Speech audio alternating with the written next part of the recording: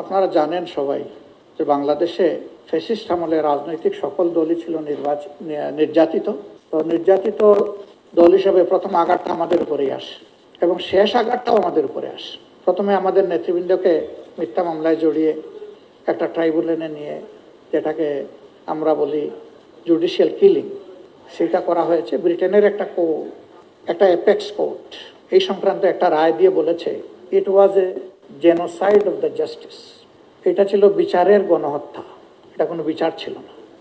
ব্রিটেনের apex court Bangladesh নিষিদ্ধ করা, এটা আর কাউকে করা হয়নি। আমরা মুসলিম, তাদের 11 জন নেতা হারিয়েছে, শীর্ষ নেতা, আল্লাহ তাদেরকে শহীদ হিসাবে কবুল। অসংখ্য সাথী হারিয়েছে, আল্লাহ তাদেরকেও শহীদ হিসাবে কবুল। অসংখ্য ভাই বোন পঙ্গু হয়েছে, আল্লাহ তাদের সঙ্গী সহায় হোক। এর পাশাপাশি বাংলাদেশ জাতীয়তাবাদী দল তারাও প্রচুর সাথী হারিয়েছে। আমরা যেমন আয়নাগরের শিকার হয়েছি, তারাও হয়েছে। আমরা যেমন মামলা খেয়েছি, জেলে গিয়েছি, তারাও গিয়েছেন লাখে লাখে, হাজারে হাজারে না। আমরা উভয় দল। ব্যক্তি হিসাবে বেগম খালেদা জিয়াও জুলুমের শিকারে পরিণত হয়েছিলেন।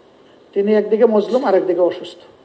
দেশ থেকে যাওয়ার আগে আমরা চিন্তা করেছিলাম একটু সাক্ষাৎ হবে, কিন্তু যে কোনো কারণেই হোক সেটি আমরা করতে পারিনি বা হয়ে ওঠেনি। তো ইউরোপ সফরে গিয়েছি, একেবারেই কাছের দেশ বেলজিয়াম। আবার ইউকেতে আমাদের দুইজনের যাওয়ারও দরকার ছিল। তাহের সাহেব ওনার চিকিৎসা পারপাসে একটা বিশেষ জায়গা, যেটা বাংলাদেশে হচ্ছে না, তিনি ওখানে গিয়েছেন। আর আমার একজন পরিবারের সদস্য সেখানে থাকে, তাদেরকে গত সফরে আমি সময় দিতে পারিনি, এবার দিব বলে কথা দিয়েছিলাম, তাই গেলাম 2 দিনের জন্য। আমি ওনাকে দেখতে, যে কোনো কাজ শুরু করার আগে লন্ডনে ঢোকার পরে। আলহামদুলিল্লাহ আমরা প্রীত যে তারা আমাদেরকে অতি ভালোবাসা এবং সম্মানের সাথে গ্রহণ করেছেন। আমাদের মূল উদ্দেশ্যই ছিল ওনাকে দেখা, কিন্তু যেহেতু তিনি অবস্থান করছেন তার বড় সন্তান দলের ভারপ্রাপ্ত চেয়ারম্যানের বাসায়, সেই কারণে তিনিও থাকবেন, এটি স্বাভাবিক। তিনি ছিলেন। দুইজন বাংলাদেশি মানুষ চা খাইতে গেলে একজনের সাথে আরেকজনের কোনো পরিচয় নাই, শুরু করে দেয় আমাদের দেশের রাজনীতির কথা। আর আমরা দুই দলের দায়িত্বশীল নেতৃবৃন্দ এক জায়গায় বসবার রাজনীতির কোনো কথা হবে না, এটা কি বাস্তব? এটা বাস্তব না।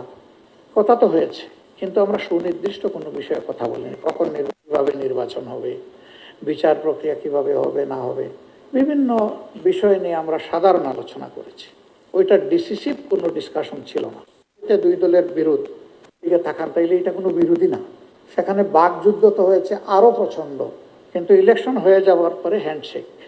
একদল চলে গেছে সরকারে, আরেক দল বসে গেছে, এখন তারা মিলেমিশে তাদের দেশ চালাবে, এটাই স্বাভাবিক। রাজনীতিতে আমরা চাই মত পার্থক্য থাকুক, না থাকলে রাজনীতিবিদরা অন্ধ হয়ে যাবে। বন্ধ চোখ খুলে দেওয়ার জন্যই প্রয়োজন মত পার্থক্য, কিন্তু এও আমরা প্রত্যাশা করি যে এটা যেন মতবিরোধের রূপ না নেয়, ওইটা পার্থক্য পর্যন্ত থাকুক। দুর্ভাগ্যজনকভাবে আমাদের রাজনীতিবিদরা অনেক সময় বিষয়গুলো খেয়াল করেন না বা করি না। এটা করতে হবে। যদি আমরা দেশকে ভালোবাসি, তাইলে এই ভালোবাসার শ্রদ্ধার জায়গায়, মিউচুয়াল রেসপেক্টের জায়গায় আমাদেরকে আসতে হবে। আমার ওপিনিয়ন আমি দেব, কিন্তু এটা বলতে পারবো না যে এইটাই করতে হবে। আমি ওপিনিয়ন দিয়ে বলবো যে আমি মনে করি যে এটা করলে আমার দেশ এবং জাতির উপকার হবে। যে যাই চাক, এটাও রাজনীতি এবং গণতন্ত্রের ভাষা না। করতেই হবে যেমন ভাষা, না করতে দিব না সেটাও ভাষা। আমি বলতে পারি যে ওই কাজটি করলে জাতি এই ক্ষতি হবে, অতএব এটা হওয়া উচিত নয়। স্বাভাবিকভাবে আপনারা জাতি প্রত্যাশা করে, আমি নিজেও দেখছি। এটা প্রথমে বিএনপি চেয়ারপারসনের মিটিং, ফেসবুকে প্রথমে বিষয়টা আসে। যেহেতু এটা কোনো ফর্মাল মিটিং ছিল, দেয় নাই, আমরাও দেওয়ার কোনো দরকার মনে করি নাই। আমাদের ভিজিটের মেইন পারপাসটা ছিল একজন অসুস্থ সম্মানিত সহকর্মীকে দেখা। এটি আমাদের নৈতিক একটা দায়িত্বের পর্যায়ে পড়ে, আমরা এটি শুধু পালন করেছি, এর বেশি কিছু না। তবে মিডিয়াগুলা বিভিন্ন বিশ্লেষণধর্মী যে আলোচনা করছেন, আমি পার্টিকুলারলি মনে করি যে এখান থেকে আমাদের পাওয়ার অনেক কিছু আছে। আমি হ্যাপি। আর একজন যখন কথা বলবে, তখন আমি যা চিন্তা করি সেইভাবে কথা বলবে, চিন্তা করি সেইভাবেই তো কথা বলবে। তা আমার তো ওই জায়গা থেকে তার মতামতকে রেসপেক্ট করা উচিত। তিনি যা ভালো মনে করেছেন তাই বলেছেন, আমি যা উপযুক্ত মনে করব তাই গ্রহণ করব।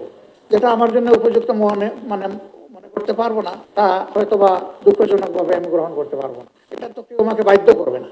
তা আমরা মিডিয়ার এই চর্চাটাকে আমরা অভিনন্দন জানাই। এটা চলতে থাকুক, জাতির জন্য কল্যাণকর। এখান থেকে সবাই যেন ভালোটা গ্রহণ করতে পারি এবং আমরা সবাই মিলেমিশে যেন প্রিয় দেশ গঠন করতে পারি।